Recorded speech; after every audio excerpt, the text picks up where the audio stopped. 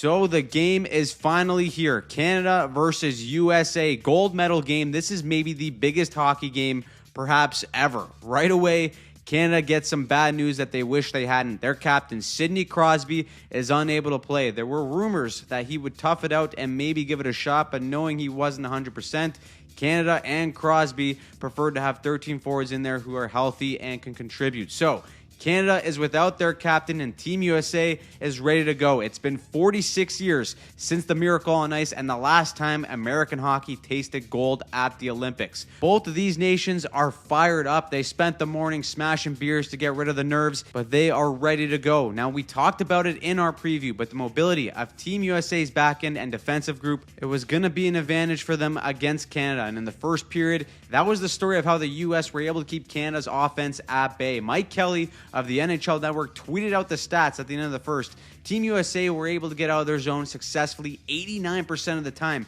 and we saw it firsthand on the first goal of the game. This starts with Quinn Hughes on the retrieval. He's got pressure breathing down his neck with Celebrini all over him, but he makes a simple little reverse play with both his D partner and the center Matthews swinging for support. Now this is a one-on-one battle on the wall here with McKinnon and Matthews for a 50-50 puck. McKinnon actually has better body positioning, but Matthews makes an unbelievable play to just get his stick in and underneath to center this puck out to Boldy, who goes in 1-on-2 on Canada's top D pairing. Now, any other time, this is likely just a shutdown play, but Boldy was determined to be a hero here. He chips it in between the two to split the D. He ties up Taves' stick to get in all alone, and it's mind games from this point on. Typically, we see guys going from their forehand to backhand, usually try to catch the goalie, pushing off of their leg to slip it 5-hole. Binnington actually anticipates this. He keeps his legs closed the whole damn time, but Boldy Hahn was on a mission and he's playing chess. He goes back to the short side to beat Binnington,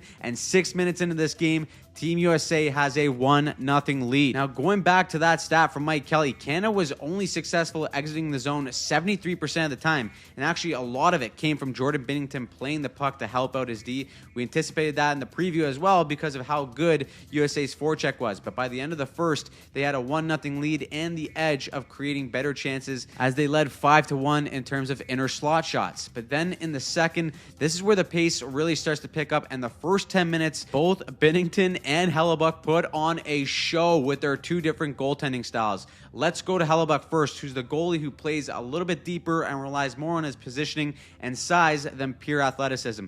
This is extremely beneficial when it comes to stopping any lateral plays, which he does on this opportunity here. Canada makes an unbelievable play to go cross ice here from the point as Theodore finds McDavid. The ideal situation here is that McDavid is a right-handed shot, but he's not. So playing a little bit more aggressive for Hellebuyck, he would have been caught out in no man's land, squaring up to Theodore. But look at the depth of Hellebuyck here on this play. He's in the middle of his crease almost, and he's able to calmly turn away this dangerous chance by staying a little bit deeper in his net and giving himself more time to react. Jordan Binnington, on the other hand, is the aggressive goalie. He comes out and challenges a ton. This play here, he gets an unexpected pizza as USA gets a grade A look, and right away, Binnington pops out and challenges that white ice to make a huge save. Then Hellebuyck says, anything you can do, I can do better. Connor McDavid on a breakaway. Hellebuyck stays patient and stops him there.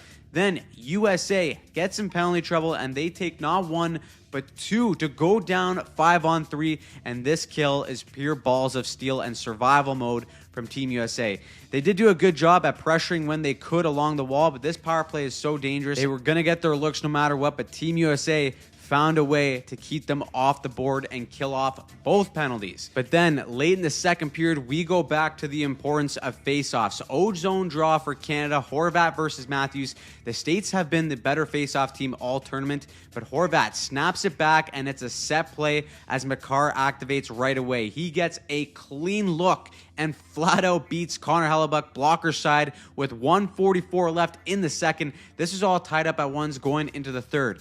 Now, this is where Canada really started to take over the game on 5-on-5. They came out of the gate hot and get a little motion of their own from the back end.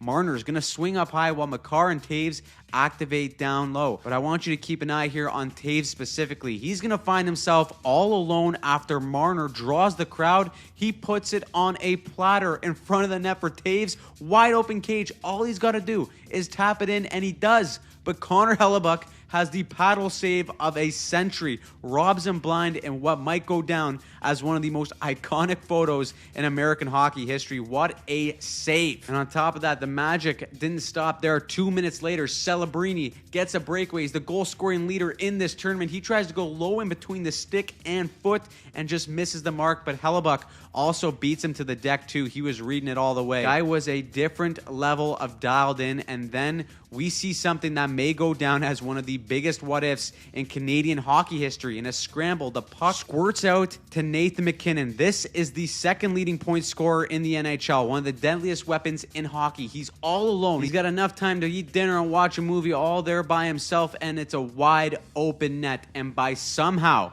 some way, he hits the side of the net. 9 times out of 10, Nathan MacKinnon is burying that all day, but not tonight. Not this game. Little nod to miracle there, and that is nightmare fuel for both him and all of Canada. Then it goes from bad to worse for the Canadians. The refs miss another too many men on the ice call against USA. Seems like every ref went to the school of Stevie Wonder when it comes to catching too many men penalties. That was then followed up by a 4-minute power play from Team USA after Sam Bennett uppercuts Jack Hughes' teeth out of his mouth. Of course, though, that was cut short as Jack Hughes would end up taking a high sticking penalty of his own after drawing one. Now, he's sitting in the box, probably shitting his pants, putting the best power play in the world on the ice in the dying minutes where, again, the Team USA PK and Connor Hellebuyck find a way to keep them off the board. So, after 60 minutes, one of the best hockey games we've ever seen is going to go to 3-on-3 overtime, which I think was always going to be the case based on how close these two teams are. And of course, the controversial thing is that it is 3-on-3 and not 5-on-5 like it usually is in the Stanley Cup playoffs. But before you start crying, both of these teams won in 3-on-3 to get here, so I don't want to hear anyone bitching and complaining when it comes to the loss. Within the first minute, you can feel this game ending right away, and Quinn Hughes is almost the man who does it. One-timer right in the wheelhouse, and Jordan Binnington feeling glovely to keep the game alive. Next shift, Canada puts on the nuclear line. McDavid goes for the solo effort. It's stuffed, and Werenski gets possession in the corner, and this creates the biggest puck battle of the game. Werenski barely shovels this towards the middle of the ice, which leaves Cale Makar and Jack Hughes in a good old-fashioned Mexican standoff to see who gets to this puck first. Makar knows that if he steps up here and gets to it first, he can feed McDavid all alone. On the other side, though, if he whiffs, it is a 3-on-1 the other way and complete disaster.